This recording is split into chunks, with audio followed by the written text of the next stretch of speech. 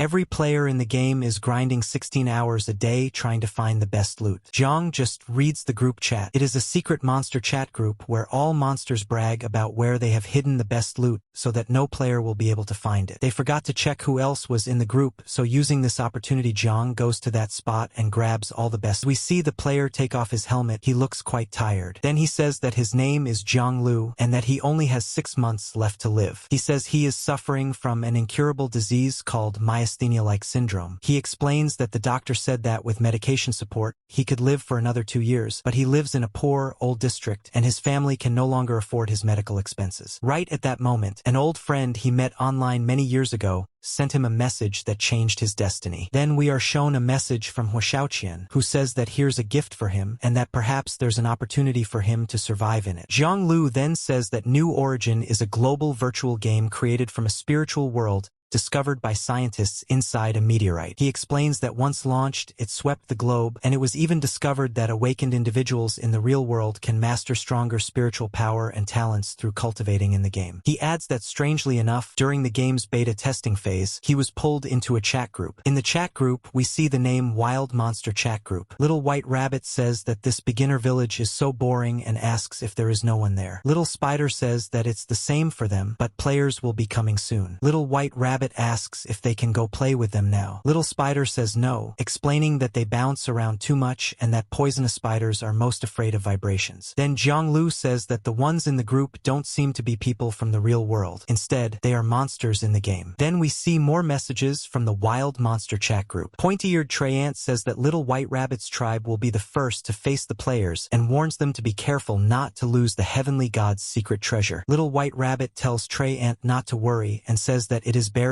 under the big locust tree in the beginner village. Nobody knows. After saying this, Zhang Lu thinks that by observing their conversations, he discovered a lot of information about the game. At first, he was half skeptical, but he never expected that after digging based on the clues, he would find something crazy. Then, as he follows those clues, a notification says that he has obtained the Heavenly God's secret treasure. Another notification says that he has obtained the Amethyst Sword. The Amethyst Sword is black iron tier gear with attack 10 to 15, agility 10, and an equip level of 2. Another notification says that he has learned the unique skill Eye of Insight. Eye of Insight proficiency is 0 out of 10,000. This passive ability allows him to observe weaknesses and deal lethal attacks. Orange deals double damage, red deals triple. The cost is 1 mana per second. After all this, Zhang Lu starts thinking that, by using the information in the group, he could become stronger quickly. Then he keeps reading more and more messages from the Wild Monster Chat Group. Little White Rabbit says that who did it and that the Heavenly God's secret treasure is missing, sounding furious. Then Zhang Lu thinks that he wants to become stronger, that he wants to survive and then take care of his family, who are also poor. Then we see a memory of a guy saying that brother, he will work hard to earn money to cure his illness. Another calls out to him as brother. Then someone speaks to his father,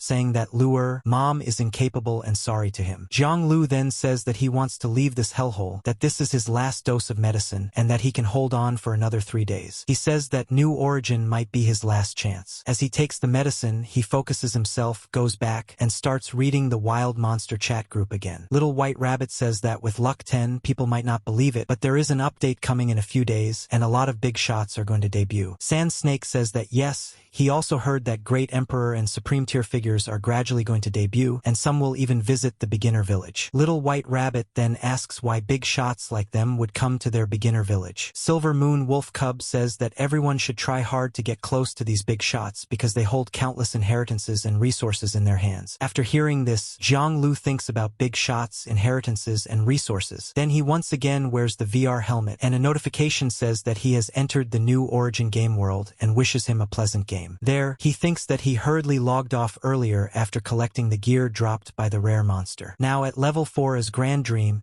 he thinks that he should see what good stuff he got. Then the notification shows his loot: Elite Light Armor, Black Iron Tier Gear with Defense 10, Equip Level 4, Elite Cloak, Black Iron Tier Gear with HP 77, Equip Level 4, and Elite Ring, a Silver Tier item with Luck 10 and Mana 110, Equip Level 4. Zhang Lu thinks that it's an Elite set and even a Silver Tier item, just as expected from an Elite monster drop. Suddenly, someone appears and says hello to Master and introduces themselves as the System Spirit, congratulating him on obtaining the first person to get first kill title and asking him to confirm his rewards. Then a notification explains the title rewards: HP plus 100 and mana plus 100, along with a passive skill called 3 Rings, where attacking the same target makes the third hit guaranteed to deal critical damage. This makes Zhang Lu quite happy, and he says that 3 Rings guarantees a critical hit on the third attack and wonders what kind of god tier skill this is. He says it's too awesome but worries that it might be too flashy, so he asks the system spirit to hide his name, level, and title. A notification then briefly shows level 4 Grand Dream with the first person to get first kill title, along with his HP, mana,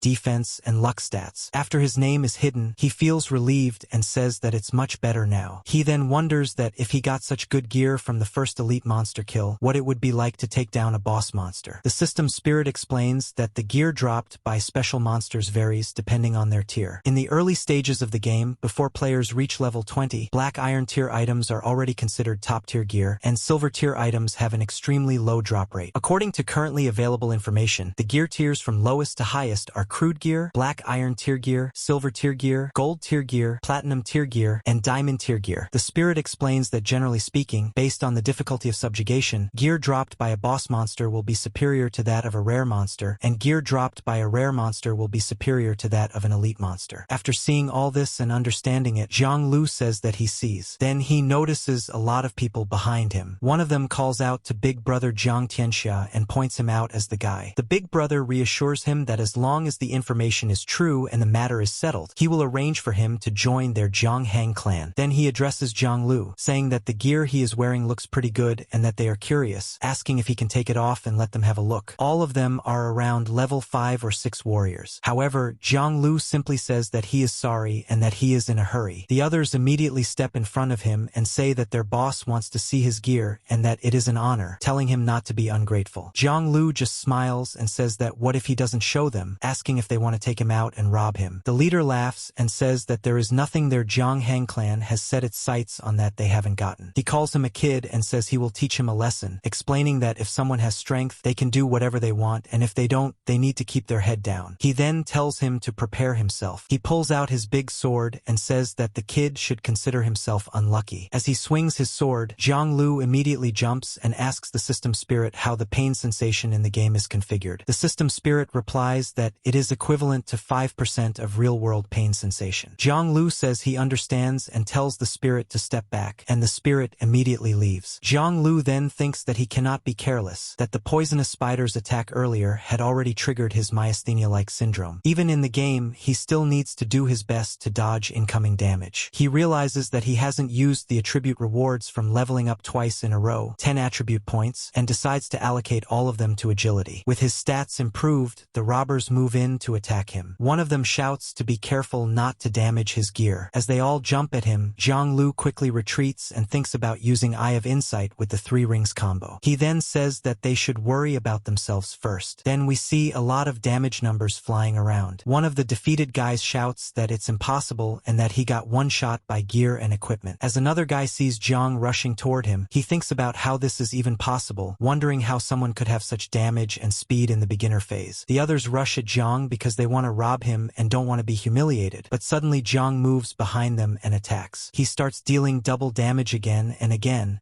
along with critical hits. As one enemy tries to slice him, Zhang counters, dealing more double damage with another critical hit. The enemy swings again, but Zhang dodges easily and comments that his defense is quite high. The enemy cries out and swings once more, but Zhang dodges again and strikes back, dealing double damage -8, double damage -9, and then a triple damage critical hit of -66. Zhang thinks about using Eye of Insight with the 3 Rings combo. The enemy warns the boss to watch out, saying that this kid's skills are bizarre. Zhang then looks at the boss and says that it's his turn now. The boss immediately grabs one of his own men and pushes him forward as a shield. The guy panics and reminds him that they had a deal, saying that he told them Zhang's location in exchange for joining the Zongheng clan. But Zhang doesn't hesitate. He attacks again, dealing double damage, triple damage, and then a triple damage critical hit of -99. Zhang thinks that the boss is actually using his own companion as a human shield. He quickly moves behind the boss. The boss turns around angrily angrily and shouts that he'll hack him to the end. As the battle continues, Jang keeps landing hits, triple damage, double damage, chipping away at the boss. Even though the boss has high defense, the continuous attacks add up, and soon Jang lands another triple damage critical hit of -50. Jang then slips behind the boss once more to surprise him and says that he is right. As he strikes again, he adds that having power truly means you can do whatever you want. The boss, defeated, says that he will remember Grand Dream and swears that someday he will make him meet a very ugly end. After the fight, Jang moves forward as notifications appear showing the gear he picked up. Tiger Skin Short Dagger, crude grade with attack 3 to 9 and equipment level 3. Knight's Armor, crude grade with defense 5 and equipment level 3. And Swift Boots, Black Iron Tier Gear with agility 9 and equipment level 4. Then Jang says that these boots add agility, just what he needs, and that it's time to head back to the beginner village to resupply. At the beginner village, under the trees, he thinks that there are so many new NPCs there and wonders if the big shot mentioned in the group could really be among them. He decides to check if anyone has encountered any special people. Then a notification appears in chat. One player says that isn't the beginner village supposed to be a safe zone and asks how they got force killed by an NPC. Another reacts in disbelief, saying that there's no way. Another confirms that it's true, saying it was a crazy woman and demanding an explanation from New Origin official. The moment Jang sees these messages, he thinks that getting killed by an NPC in the beginner village shouldn't be possible and starts wondering what's going on. Suddenly, a woman approaches and asks him if that food is delicious. Jang keeps looking, and the shopkeeper proudly says that he made it himself using honey and wheat flour specially gathered from the Misty Mountains, asking how it could not be delicious. The woman reacts with excitement, but the shopkeeper immediately tells her to go away and not ruin the mood for his afternoon tea. Jang thinks that this feels like such a cliché storyline and wonders if she could actually be the big shot mentioned in the group. The woman then starts crying, saying that she is very hungry and hasn't eaten anything in 3 days. She keeps crying, and nearby kids also cry, saying that they really want to eat some cake. Then someone tries to comfort them, saying that they should just go home and that the food isn't even that tasty. This scene reminds Jang of his own childhood, and he thinks that even though the plot is cliché, it hits right at his soft spot. So he walks up to the woman. The shopkeeper notices him and wonders what he wants. Jang asks how much the cake costs and says he will buy it. The shopkeeper responds sarcastically, asking if he wants to play the hero and says he'll give him the chance. He then states the price as 1 gold coin, 40 silver coins, and 99 copper coins in total. Jang is confused and thinks that isn't that all of his money, wondering if the NPC can somehow see his wallet, because that is exactly what he has. As he counts, he says that in this game, 1 gold coin equals 100 silver coins, which equals 10,000 copper coins, and that 1 copper coin equals 1 star coin in the real world. He explains that buying a piece of meat at home only costs 30 star coins, while a red health potion resupply in the game only costs 20 copper coins, and that this is all the money he worked so hard to farm. Then the lady grabs him and starts crying, calling him big bro and saying she is so hungry. Jang calls her ruthless and says that he will buy it and tells the shopkeeper to hand over the cake. He then thinks that a quest requiring so much money to trigger might mean she really is some kind of big shot and decides to take the risk. The shopkeeper happily thanks him for his patronage, and soon the cake appears in Jang's hands. But suddenly, as he looks back, the lady starts laughing. A purple aura begins to emanate from her as she says that as expected of the first person to get the first kill, this kind of boldness is indeed beyond ordinary people. As the aura grows stronger, Jang reacts in confusion. Then the lady transforms into a beautiful woman named Lunaria. She explains that the players who passed by before either backed out when they heard she wanted all their gold coins, or tried to be clever by deliberately leaving exactly 1 copper coin behind to game the quest. She adds that some players even dared to speak disrespectfully to her, so she dealt with them herself. Jang is shocked and thinks that she must be the one who killed those players, wondering if NPCs in this game can really go that far. The lady then comes close to Zhang Lu and says that he has a pretty good heart and that she likes him. She chuckles and says that they'll leave it at that for now, that his destiny isn't bad, and tells him to go and complete her trial. Then she vanishes. All the people nearby watch in shock. One says that this NPC is the same little girl from before. Another wonders how this guy triggered the quest line when so many people tried and failed. Another says they wonder what the quest rewards will be. A notification appears saying that he has triggered a quest, Lunaria's Trial, unique. The requirement is to hunt little sand turtles and obtain their turtle gallbladders, 0 out of 100. Jiang Lu reacts in excitement, saying that he triggered a unique quest, but then suddenly remembers his wallet. When he checks, he sees that he has 0 gold coins,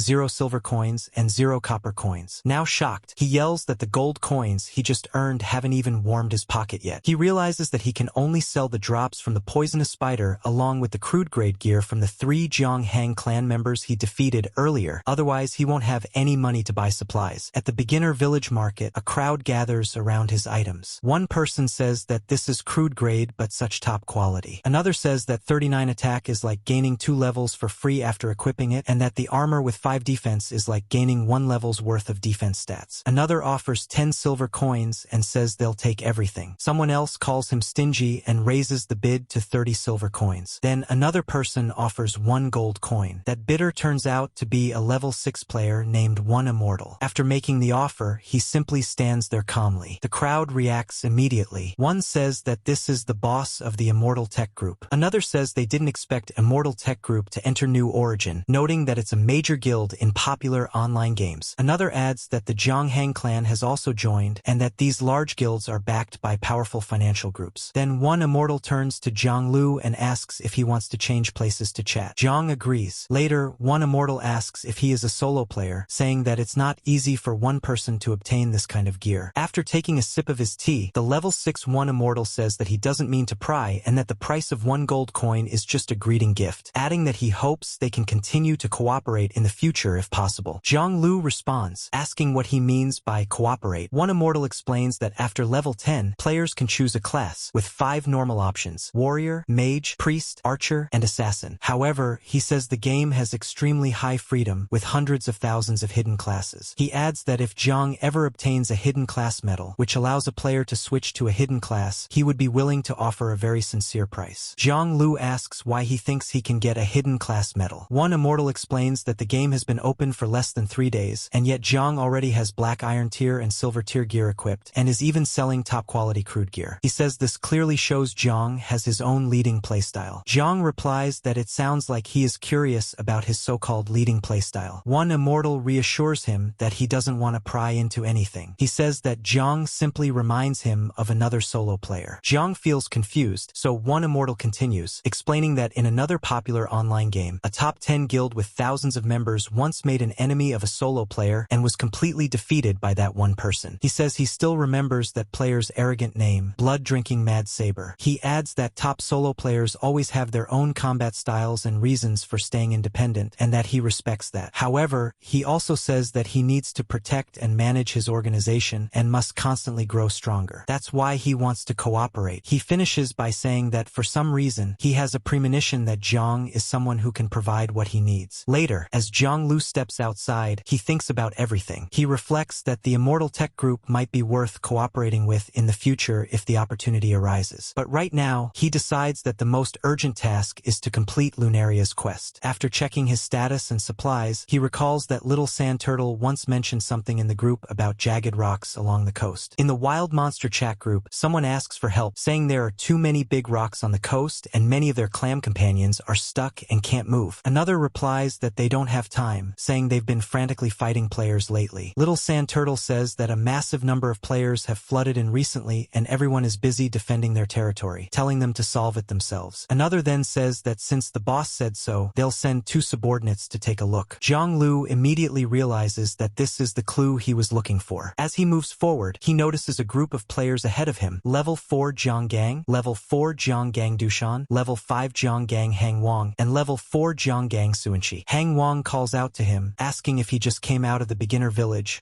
what level he is, and why he's hiding his name. He adds that it's fine and that being a newbie isn't shameful. As Zhang Lu walks past them, Hang Wang continues, saying that since he's heading this way, he must also be going to fight Little Sand Turtles. He mentions that they are short 1 person to tank damage and invites him to join their party, introducing themselves as the Zhang Gang. Zhang Lu calmly replies that there's no need and that he's used to being alone. One of them reacts, asking if he really wants to solo and reminding him that Little Sand Turtles have 10 points of defense. They begin talking about weapons, mentioning that the Amethyst Sword, a top-grade black iron weapon with 10 to 15 attack, is currently ranked first. Then they list other weapons like the black iron scythe with 7 to 12 attack and the black iron twin swords with 5 to 10 attack. A girl in the group advises him that since the best weapon on the leaderboard only has 10 to 15 attack, he shouldn't overestimate himself if he doesn't have a decent weapon. She even offers that if he joins them, they can lend him one. They have no idea that Jang himself is the owner of the Amethyst Sword. Jang simply keeps moving forward. One of the party members scoffs and says that they shouldn't waste time talking to him, claiming he just wants to solo and hog the rewards, and warning him not to come back begging later. Jang thinks to himself that it's the Jang gang clan again, and that enemies really do cross paths often. He recalls taking gear from 3 of their members earlier and decides that he should be a bit more careful going forward. At the West Coast beach, Jang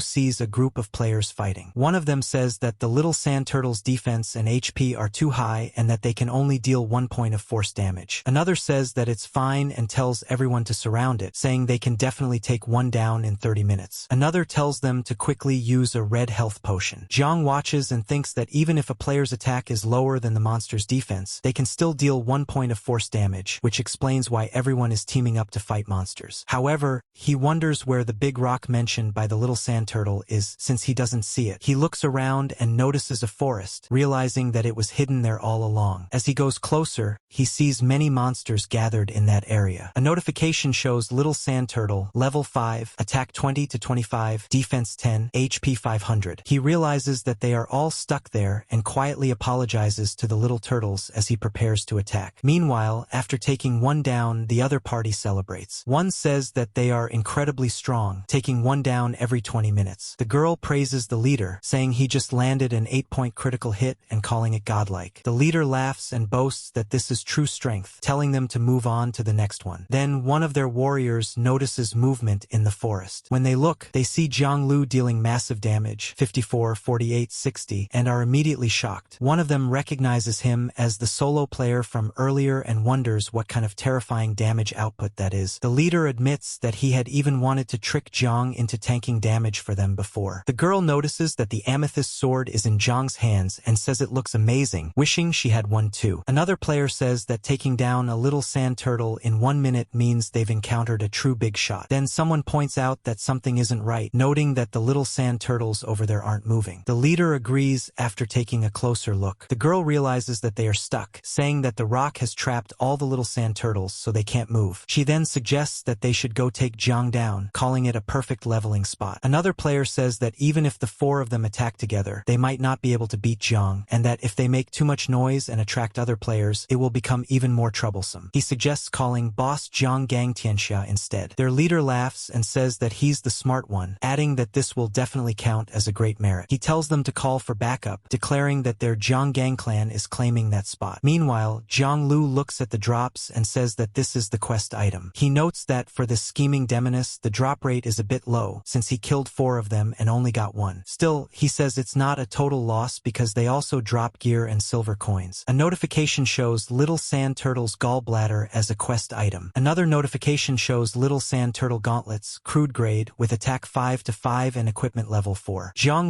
then reflects that he has already reached level 6, yet fighting a level 5 monster is still exhausting. He realizes that player levels and monster levels are not evenly matched in this game. He notes that the little sand turtle has 500 HP and 10 defense, and that if it weren't for this bugged terrain, it would be even harder to fight. His stats appear: solo player Grand Dream, unclassed, level 6, available attributes 0, HP 277, out of 277, mana 298 out of 310, attack 15 to 21, defense 12, agility 15, luck 10. Another notification shows little sand turtle, level 5, attack 20 to 25, defense 10, HP 500. Then he notices a much larger sand turtle right in front of him, but Jang moves toward it and remarks that it's another one stuck, making things much easier. As he continues attacking, he suddenly notices another monster radiating anger and realizes that it's a rare monster, surprised at how suddenly it appeared. At the same time, messages from the Wild Monster chat group echo in his mind about players flooding the area and subordinates being sent to check the situation. Jang connects the dots and thinks that this must be the subordinate mentioned in the group, sent to clear the big rock. He realizes it's perfect timing and concludes that if a solo player wants to stay ahead, They need to keep securing the first kill of special monsters. Then the party from earlier reacts. Their leader says that a rare monster appearing so suddenly doesn't make sense. The girl says that it actually looks kind of cool. Another wonders if Jang is really planning to 1v1 it instead of running away, since the monster is heading straight for him. As Jang moves in, he starts dealing double damage, then triple damage with critical hits and keeps chaining attacks. He thinks that fortunately the monster is slow, so he can use his speed to take it down. He also realizes that his increased agility now allows him to execute a 4-hit combo, giving him a real chance to defeat it. While he keeps slashing at the monster, the other players are stunned. One says that his maneuvering is godlike and wonders which big shot he is. Another says that even the famous solo player blood-drinking Mad Saber is probably only at this level, and that taking down a rare monster alone is just too outrageous. Jang continues fighting and admits that, as expected of a rare monster, it's extremely tough. He notes that even after fighting for so long, the giant turtle still has 30% HP left. Then he suddenly pauses and looks around. A large group is rushing toward him. Among them are level 7 Jiang Gang Xiaonyao, level 7 Jiang Gang Dashu, and level 8 Jiang Gang Tianxia. Jiang Gang Tianxia commands the group, telling his brothers to steal the first kill of the rare monster and to kill Grand Dream at the same time. As everyone starts attacking, the monster begins roaring as well. The enemy leader commands that 100 people should go over and keep whittling down the rare monster, leaving the last 1 HP for him because the first kill will be his. Then he turns to Jiang and says that it hasn't been long since they last met, calling him a despicable wretch. He accuses Jiang of sneaking up on him when he was unprepared, using dirty tricks, and stealing his gear, and says that today he has brought people to settle the score. Jiang thinks that this is bad, since it hasn't been long but these guys are already higher level than him. He realizes this must be the advantage of having company backing, and that the situation is going to be tricky. Nearby, another party discusses what to do. One asks if they should go in and claim credit, but the leader calls him stupid, saying they haven't even reached level 6 and going in would just get them killed. The girl agrees, pointing out that dying would make them drop gear and lose levels. Another suggests they hide first and steal a low health kill later, and the rest agree. Suddenly, one of the Jiang gang members rushes in angrily, demanding that Jiang return his gear. Jiang dodges and says that if he could take him down once, he can do it again, and since he's so eager, he'll start with him. But another player jumps in to block and says that he's dreaming. The first guy laughs and calls out that Dashu arrived at the perfect time. Jiang is momentarily caught off guard, realizing that this opponent is using defensive gear. Then another attacker appears behind him and taunts him, asking why he isn't running and telling him to take his axe. The attack lands as a critical hit, dealing minus 32 HP. Jiang falls and feels his chest tighten, wondering if it's the impact from the axe. Another enemy immediately attacks from behind, mocking him for not moving and asking if he has given up resisting. He keeps laughing, asking where Jiang can run now and saying that the so-called first kill player isn't anything special. As Jiang's health continues to drop, he finds himself completely surrounded. The leader steps forward, laughing at how pathetic Jiang looks, and tells him to hand over all the gear he's carrying. Then the leader says that Jiang should go into world chat and admit that he only got the first person to get first kill title by sneak attacking him, Jiang Gang Tianxia, and that he might consider letting him off. Otherwise, he threatens to have people camp the revival point and hunt him down repeatedly until he drops to level 0. Jiang thinks that this is bad.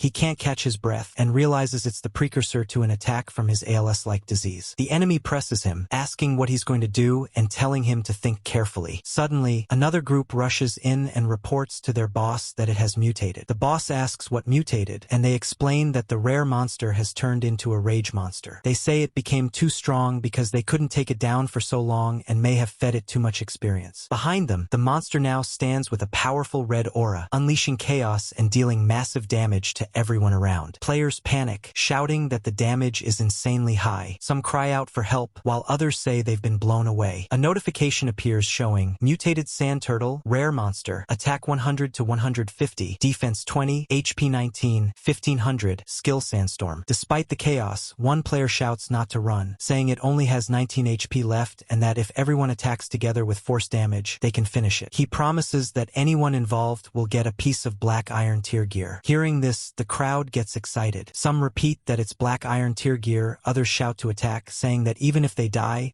they can just revive and come back. Everyone starts charging toward the monster. Meanwhile, Jang Tianxia suddenly realizes something is wrong and asks where Grand Dream went. While everyone else is distracted by the mutated monster, Jang has already rushed toward it. As he runs, he thinks that if he logs off now, all his efforts will be wasted, and tells himself to hold on just a little longer. Seeing this, the boss becomes furious and also charges forward, declaring that the first kill of the rare monster will be his. The monster roars again and keeps attacking everyone around. One player shouts for others to get out of the way, while another argues back that they're the one blocking. Meanwhile, the boss keeps charging forward, determined not to let Jang beat him. He curses angrily, saying how dare Jang go against their Zongheng guild. In the chaos, players even start colliding with each other. As both Jang and the boss reach the monster at the same time, they look up and see it about to strike them. The people behind panic and call out to their boss as the attack comes down. But at that moment, Jang activates Eye of Insight with the 3 rings combo. He unleashes a chain of attacks, double damage, triple damage, critical hit, and another triple damage. Everyone watching is stunned, realizing he dealt nearly 20 points of damage in an instant. One wonders what kind of background he has, while another questions what happened to the 1 point of force damage they've all been struggling with. Then a system notification appears, a world message congratulating player Grand Dream for achieving the first kill of the rare monster, the little sand turtle. More notifications follow rapidly. He levels up again and again. Then he receives a first kill reward, a health pill. Another notification shows he has obtained new gear, Fallen Dagger, a gold tier item. Jang turns toward the Zongheng clan and mocks them, asking where their earlier arrogance went when they ganged up on him, and whether they are ready to be completely wiped out. He then allocates all his attributes into agility and prepares to hunt. Now the tables turn. The enemies are terrified. One stammers and tells him not to come any closer, shouting for everyone to run. Another panics, saying he's even scarier than a rare monster. Others cry out as their armor drops or beg him to spare them because their gear is expensive. Even the players who had been hiding and watching are now frightened. In the end, only a few of them remain, trying to escape. But suddenly Jang stops them, telling them to halt. They freeze, then awkwardly laugh and try to back off, saying they'll handle things themselves or that there's no need for him to trouble himself, clearly terrified and trying to get away. Another says that they should never see each other again. Then, in a panic, they drop all their gear and run away. Zhang Lu sits down and thinks that he needs to hurry up, sell all this gear, and log off to rest. In the chat, one immortal sees Zhang's message offering over 100 pieces of beginner phase gear at West Coast Beach, and immediately replies that he's coming right away. Just then, Jang senses something behind him. A giant monster appears, and he realizes that an elite monster has shown up again. A notification displays, Little Sand Turtle Elite Monster, Level 5, Attack 30 to 40, Defense 10, HP 700. Jang mutters that the big turtle really knows how to pick its timing. He then thinks that judging from his symptoms, the ALS-like attack is about to happen within the next few minutes, so he needs to finish this quickly. Memories begin to surface. He recalls someone asking if Lure's medicine for the month had been bought, and another voice saying no. Then someone else says that it's Lure's pain reliever and asks if they understand how much he suffers during an attack. A man replies that he does, but Xiaoyu and Yenner also need to eat. Back in the present, Zhang cries out and rushes toward the monster, thinking that for so many years, he hasn't fulfilled his responsibilities as the eldest son. He attacks, dealing triple damage, then another triple damage, and then a triple damage critical hit. More memories flash through his mind. His sister asks where a certain place is, and he tells her it's the new district where the rich people live. She says she wants to become rich too, and he promises that he will work hard to make her a rich person. She happily agrees. Returning to the present, as he slashes the monster again, he thinks that he has finally found something he can do even with his frail body, and even a chance to change his family's life. He resolves that he will not let anyone take this away from him, and that he won't hand over what he worked so hard to build. A notification appears saying that congratulations to player Grand Dream for completing the first kill of the elite monster, Little Sand Turtle, as fireworks burst everywhere. Players react instantly. One says that it's Grand Dream again. Another wonders what the reward is and says they're so jealous. Another mentions that he's also a solo player, while someone else refuses to believe it. Another notification pops up saying that this is crazy and that Grand Dream already has 3 first kills on special monsters. One player calls him Godfather and asks to be carried, while another wonders who is stronger between Grand Dream dream and blood-drinking Mad Saber. Back on the ground, loot is scattered everywhere. Jang Lu is exhausted, and just as he's about to pick it up, he suddenly realizes something is wrong. A notification appears saying that he has been forced to log off, warning that since he is in a non-safe zone, his character will remain stationary and vulnerable to death penalties. In reality, back in Jang's room, his helmet falls off as his condition worsens. He struggles and thinks about whether his body can really last another 6 months. Then someone arrives and calls out to Lure, saying that tonight they're having ferocious beast meat and asking how he feels today. First, there's no response. Then Jang gathers himself and replies that mom is back and that he's feeling great today, offering to help. As they sit down to eat, his mother says that his father got paid today, so they made his favorite dish and tells him to eat. His younger brother offers him some as well, but Jang tells him to eat it instead, saying that he is now a level 2 awakened and that the ferocious beast meat will help his cultivation. He adds that he doesn't really like eating meat anyway. Their father supports this, telling Xiaonyo to listen to his brother since he's at a critical stage. The younger brother happily agrees, thanking Jang and promising that he will work hard to become a level 3 awakened and move the family into the new district. Their father expresses confidence in him. Jang reflects on the world they live in, the Star Ocean era, where animals and plants mutated into ferocious beasts